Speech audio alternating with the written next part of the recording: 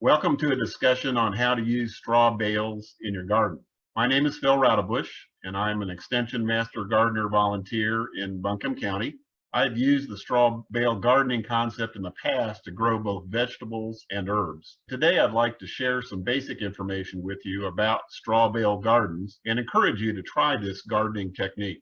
If this presentation makes you want to explore straw bale gardening further, these are some other resources you might find valuable.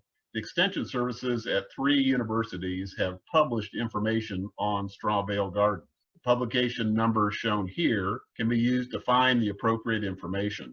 The Clemson publication is the most current and comprehensive, and it is the best summary of the straw bale gardening methods that I'll discuss today.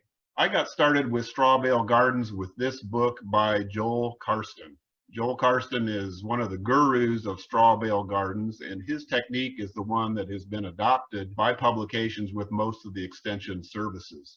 This book was published in 2013. He recently published a second edition in 2018, but it was this first edition that really got me interested in straw bale gardens, and it's the techniques that I'll share with you today. He also has a website, strawbalegardens.com, where you can purchase his book. It has other information about straw bale gardening. Now, since he published his book, there have been a number of other books that have come out about straw bale gardens, but I have not read or reviewed those, and this is the source that I'm going to rely on today. So here's an outline of what we're going to cover in this presentation. We'll talk a little bit about straw itself, what I call straw basics. We'll then talk about some of the potential advantages of using straw bales for gardening. We'll talk about placement, where you should put your straw bale. A very important part of the process of straw bale gardening is bale conditioning, and we'll talk about what that is and how you do that. Talk about a couple of different planting strategies that can be used with the straw bale. Then talk about the garden management that you'll use after planting. And then finally, some recycling and reuse ideas for straw bales. So what is straw? Straw is simply the dried stalks of small grain cereal crops. The most widely available and commonly used straw in bale format is wheat straw. I lived and gardened in Kansas for 25 years, and Kansas is the largest wheat producing state in the country. So I had ready access to inexpensive, high quality wheat straw. But realize that depending on where you are, you may have access to other types of cereal crop straw. And the ones listed here, barley, rye, oats, flax, and even rice straw may be available for you. So my experience has been with wheat straw, and that is what's most commonly recommended. What is not straw for our purposes today? Hay and pine straw are not straw. Hay, of course, primarily comes from grass and alfalfa, and it's going to be the early flexible stems, leaves, and flowers and seed heads, not dried stalks. And of course, pine straw really isn't straw for our purposes. It can be baled, but it's, of course, pine needles and not dried stalks of cereal crops. So we're going to focus on using wheat straw today. I've listed here some advantages of straw bale gardening. Probably the best advantage is that it is an inexpensive way to create a raised bed. It doesn't involve digging in the soil or soil preparation, and that may be very helpful if you're dealing with heavy clay soils. Some people will say that it's not as labor intensive because you don't have to do digging, but as we'll see in a few minutes, bale conditioning is a process that takes about 2 weeks and does take attention every day, so there is some labor involved in straw bale gardening. You can use it on rocky soil, on compacted clay soils, or hard surfaces. In fact, you can use a straw bale on concrete or on an asphalt driveway very effectively. Good quality straw is generally weed-free, so you're going to be dealing with a weed-free environment. It also minimizes soil-borne diseases. As an example, root nematodes and early blight are both problems in tomatoes that are soil-borne pests or soil-borne diseases, and those can be minimized or eliminated by using straw bale methods. It's not permanent. You can have a straw bale garden in one spot this year and next year decide that you're going to put it somewhere else. And then finally, as we'll talk about at the end of the presentation, you can reuse the straw as compost or as a soil amendment when you're done with the gardening. With placement, there are three critical elements to placement. First of all, you want to take your straw bale and position it so that the cut end is facing up. So in this upper right picture, you can see the cut end of the wheat straw. You can see the hollow stems. And so just liken this, if you grabbed a handful of straws and held them together, you want the open end of the straws, or the open end, the cut end facing up. Secondly, you want to locate the straw bale in an optimal environment for what you want to grow. For an example, for flowering vegetables like peppers and tomatoes, we generally recommend at least 8 hours of sunlight a day. You want to put your straw bale in a location that will receive that amount of sunlight. And you can do that with each of the plants that you're going to grow. And then finally, you want to place it where it will be for the entire growing season. It's very difficult to move the bales after they have been conditioned and planted. So you really want to put them in a permanent location. Lots of different places where you can place it. You can see here in the picture on the left, they've been placed on a grass lawn in an acceptable location. Just realize that the grass underneath those bales is certainly not going to survive. This shows some other pictures regarding placement. In the upper left, this woman is actually positioning two large bales on very rocky hardscape. That's a good use of bales in an area that wouldn't have fertile soil otherwise. The lower left picture, you can see somebody that has a variety of different bales in a large open space. I like the picture on the lower right with this planter that's been custom made. It's a straw bale planter on a deck, and they've put casters on it so they can move that around. Straw bales in this kind of situation can be very effectively used on a deck. And the upper right picture, I show that for a couple reasons. One is they're using these straw bales as a raised bed, but they've really placed the bales in inappropriately, because you can see that the cut ends are actually running, or the straw is running parallel to the ground, and the cut ends are not face up. One other idea is to place straw bales on wood pallets.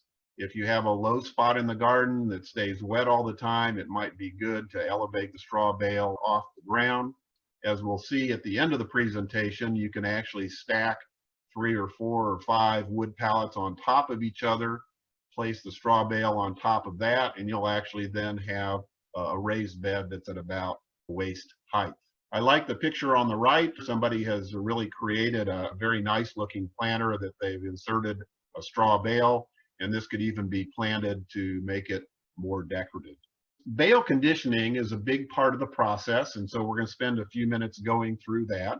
Bale conditioning is nothing more than creating an environment that begins the straw bale decomposition. In other words, let it rot. To understand bale conditioning, it'll help to use concepts that we normally discuss with composting. For composting to occur, we generally talk about 4 key elements: browns, greens, air, and water. We use these 4 elements to create an environment that promotes the growth of bacteria, fungi, and actinomycete organisms that promote decomposition or rot.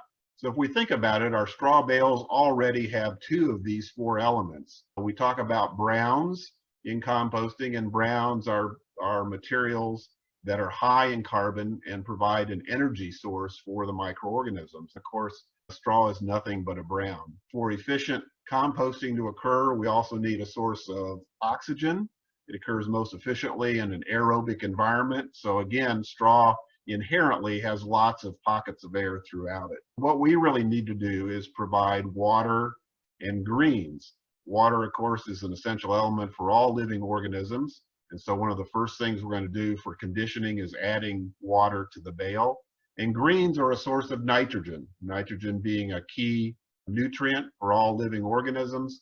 So we're going to provide water and nitrogen as part of this conditioning process. So on days 1, 2, and 3, and this is going to be about a 2-week process. On days 1, 2, and 3, we want to water the bales to saturation, meaning that we want to add enough water to the bale so that water is literally running or dripping out of the bottom. And this will require on the first day quite a bit of water. It may take as much as 20 to 40 gallons of water per bale to get it completely saturated the first day. So the picture on the left I show because, again, it shows inappropriate placement of the bale. This individual is watering the bale on top, which is where the stems are lengthwise, and it's not the cut end. The cut end is not up as shown in the middle picture. So this person should have rotated the bale about 90 degrees. So again, you can use water to saturate the bale. If you have 1, 2, or 3 bales, then you can just use a hose. But if you have a larger number of bales, it's probably best to use some kind of soaker hose system, as shown in the picture on the right, where you can go ahead and saturate a large number of bales with not a lot of effort. Now, I have 5-year-old twin grandchildren that live near me, and they love to get involved in gardening activities. One of their favorite things is to water with a hose, and so you might be able to enlist some help in this as well.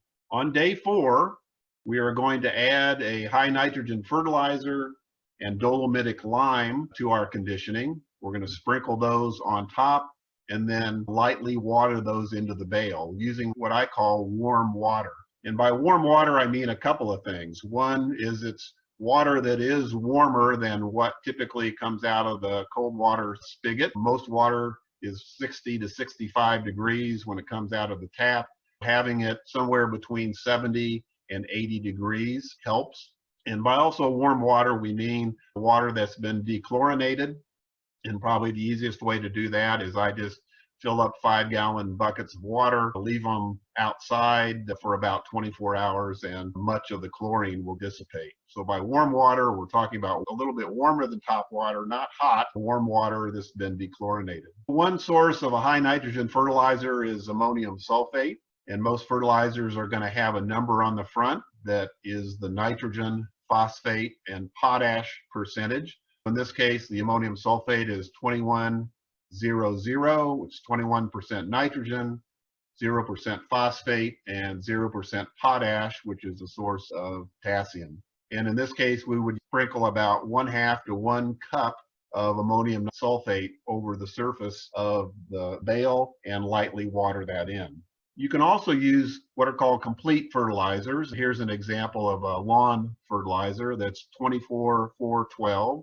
So it's 24% nitrogen, 4% phosphate, 12% potash. If you have a nitrogen percentage in the 20% range, about 1/2 to 1 cup of this sprinkled over the bale. If you want an organic source of nitrogen, one good one is blood meal. Blood meal has about half the nitrogen level of these other 2 fertilizers. So most blood meals are about 10 to 12% nitrogen. So we would use more of that. We would use about 2 or 3 cups sprinkled over the top of the bale.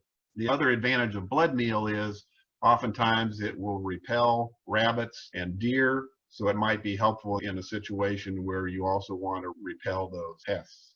After we've put the nitrogen fertilizer on top, we also on day 4 want to use dolomitic lime, 2 cups per bale.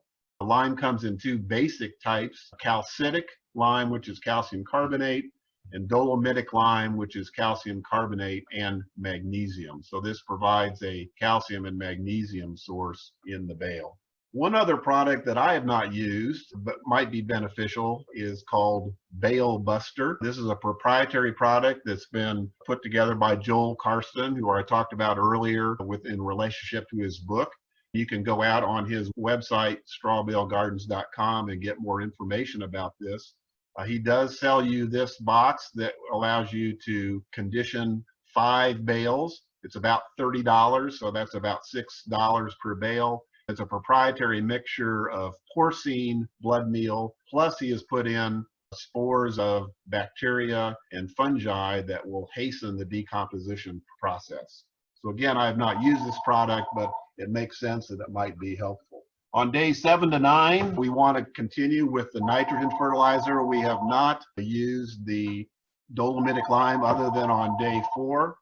And so on day 7 to 9, we want to use half the amount of nitrogen fertilizer that we used previously. And again, water that in with our warm water. So what we're trying to do is use the water and the high nitrogen fertilizer to begin decomposition of the straw bale. On day 10, we want to add a balanced fertilizer if we haven't been using one previously. An example would be 10, 10, 10, and we would use approximately a cup of that on the bale. And again, lightly water that in with warm water. If you want organic options, you can use bone meal as a source of phosphate, and we can use a sulfate of potash as our potash or potassium supplement. And just do that on day 10. And then on day 11, we want to start checking the bale temperature. It's best to use a compost thermometer that has a long stem. Hopefully, over this 10-day process, we've started composting or decomposition of the straw bale. Oftentimes, we can reach temperatures of 120 degrees or more, and we really don't want to plant until the internal temperature of that bale is back below 100 degrees Fahrenheit. That's the conditioning, and it may take 2 or 3 days after you get done for the temperature to get less than 100 degrees, and then you're ready to plant. One of the things we'll talk about later in straw bale management is watering, because straw bales will dry out very quickly. If you're using more than 2 or 3 bales at a time, again, you may want to use a soaker hose and place that before planting. So there's 2 basic planting methods. The first one is similar to what you would do in the soil. You're going to go ahead and plant in holes, and you can do this for seedlings or seeds, and some examples are pictured here. I like the picture in the upper right because you can see the dark brown discoloration of the straw bale tells you that this straw bale has been well conditioned and the decomposition process has begun. The size of the hole is usually recommended to be 6 by 6 by 6 inches. So a nice large hole, and then you want to go ahead and fill that with some type of potting mix or garden medium. I usually mix it with compost or aged manure. Fill up the hole, and then you can plant your seedlings directly in that, just like you would in the soil. You can plant the seeds then at the appropriate depth for the plant. The bottom pictures, the one on the left, I like to grow vining vegetables in bales. They really look nice and do well. So pumpkins and winter squash and cucumbers, etc., will work nicely in a straw bale. The lower right shows you that you can use all sides of the bale. So this shows some leaf lettuce. They've planted it not only in the top, but in the side. I've actually done this and made herb gardens. You can take one straw bale, condition it, and you can plant about 4 different herbs on top, 2 or 3 different herbs on each side. You can almost have an entire herb garden in just 1 or 2 bales of straw. This shows pictures of some other planting ideas for seedlings. A lot of people use these for tomatoes. You can see the upper right-hand corner. This individual has just put straw bales next to their house. So you can put it out in the yard. And again, you're going to need to use some type of trellising system if you're going to grow something like tomatoes. The picture on the upper left, you also see this individual has put the straw bales on black plastic. You can put cardboard or paper underneath to try to discourage weeds as well. This is actually a picture on the right of Joel Karsten himself. He's a big believer in using straw bales for tomatoes. This is the setup that he uses. Usually 2 to 4 bales, and then we'll use metal stakes on either end, puts a piece of wood across the top to immobilize that, and then uses nettings. You're going to need to use some kind of trellising system for the appropriate vegetable, and certainly if you're growing tomatoes, then using a determinate or a semi-dwarf variety may be helpful so it doesn't get too tall. Planting guides will vary for seedlings or seeds. These are some general recommendations that are given. The Clemson publication actually has a nice chart with what they recommend for the number of seedlings to put in each bale. Here, usually tomatoes, it's 1 or 2 per bale. For pumpkins, I usually use 2 and let them vine off each end of the bale. You can see some other recommendations here and would point you to the Clemson publication for some other consideration. The other main planting technique then is what's called flatbed planting. That's fairly simple and straightforward. You're just using this straw bale as a raised bed. You're going to add some type of growing medium, usually a potting soil with some added compost or aged manure.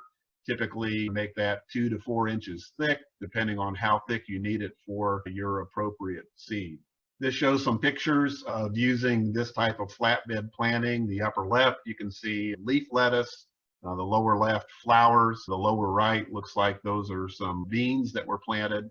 And I like the upper right picture because it shows you that this is a well-conditioned bale. As decomposition has occurred, it will begin to shrink in the middle, and then you can put soil and have actually a rim of undecomposing straw around the outside. So once you've achieved planting, there's two major concerns with long-term garden management. The first is water.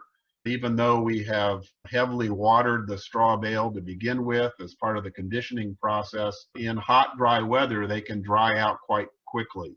If you have a large number of bales, again, using some kind of drip irrigation or soaker hoses is probably the easiest. I've usually only been managing 3 or 4 straw bales at once, and so just hand watering the plants is probably appropriate. Another method is to use milk jugs or soda bottles. You can go ahead and put a small hole in the cap and fill those up and stick those into the bale, and they'll slowly release water. Water management is something that's key, especially if you're going to be gone for several days. You need to have somebody watch it very closely on your behalf. Even though the composting straw will provide some nutrients and warmth to the process, you can certainly run into some issues with nutrient deficiencies. The recommendation is to use 1/2 to 1 cup of a balanced fertilizer. 10-10-10 would be an example. 1/2 to 1 cup per bale per month, and then lightly water that in. And then just watch the plants very closely for any other signs of nutrient deficiencies. In general, my experience has been that they do very well with just this type of general fertilization. Diseases and pests can still occur. The picture on the left is early blight in tomatoes, which is a soil-borne disease, and we would expect to have less of a problem with that. Other diseases like late blight are airborne, so you're going to have just as many problems with that in straw bale tomatoes as you will as traditionally planting them in the soil. On the right, we have a squash bug. We can certainly still have insect pests that occur with straw bale gardens just like they do for traditional gardens. Recycling and reuse is pretty straightforward. Some individuals talk about getting 2 years worth of gardening out of a bale. What I found is at the end of a long growing season, if you start conditioning and plant your bale in May or June and keep it through the fall, that you're pretty much done with it. If you think you can get a second year out of it, you can. Generally speaking, you're going to want to recycle that for either soil amendment, or if you do have composting, you can do that. And I like this situation, and I actually have done this as well, is actually build temporary composting bins out of straw bales and then incorporate that into the compost. I encourage you to go out and look at various other ideas online. These are some ideas. If you just type in straw bale gardens into a search engine and click on images, you'll see lots of different ideas. Here, individuals have used straw bales for cold frames. And I encourage you to be creative. The upper left-hand picture I really like. They've stacked 3 or 4 or 5 wood pallets and then put a straw bale on top. So you have a raised bed that's about waist height. One individual has created a hoop house. Others have created a kind of a raised bed that they put soil in between. I really like the garden in the upper right pictures. I encourage you to be creative and think about how you might use this in your own gardening environment. If you need additional help or have questions, please realize that Extension Master Gardeners are available through the Garden Helpline.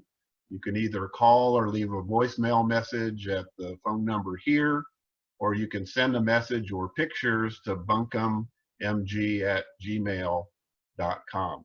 I hope this presentation has raised your interest in trying a straw bale garden and that you have a successful gardening year ahead.